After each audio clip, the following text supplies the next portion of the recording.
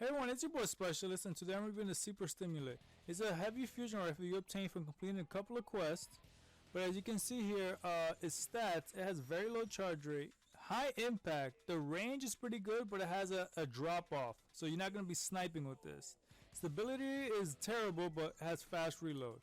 This is a very good weapon for like single bosses, as in like Satanic, Cephix Prime, something like that, because it does a whopping amount of damage. Look, it does 14k to Tanix here. 3 shots makes him immune. You can't get better than that, but if you're trying to snipe them, it won't work. For single enemies, just like 1 tier or 2 tier enemies, it would absolutely one shot them. With yellow bars, with shields, would just destroy them.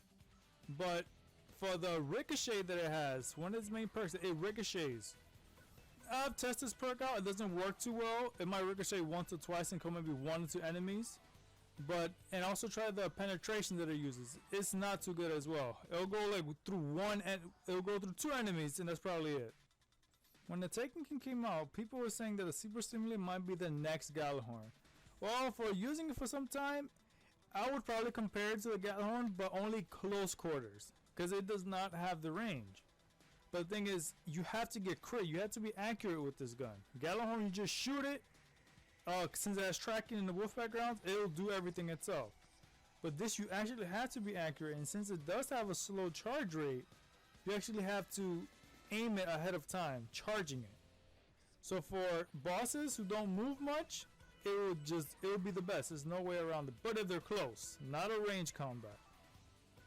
The Super Stimulant is a very fun weapon to use. If you go into strikes with a fire team that they also have the Super Stimulant, and one of them might have the Void Bow and one might have the Melting Point, you'll destroy bosses and enemies in ridiculous speeds. It just does that much damage, but you do, like I said before, you have to be accurate with it.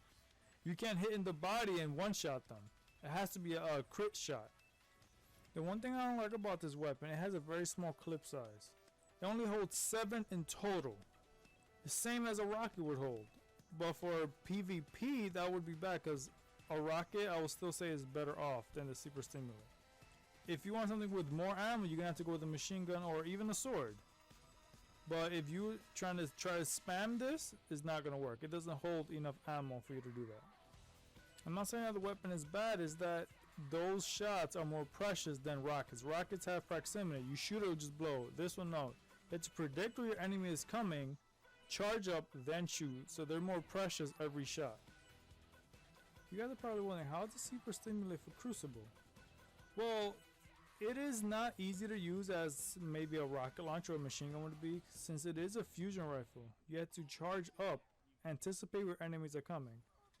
But if you can charge up and hit them, anywhere you hit them, they'll die with 1 shot. It can be a foot shot and they'll die.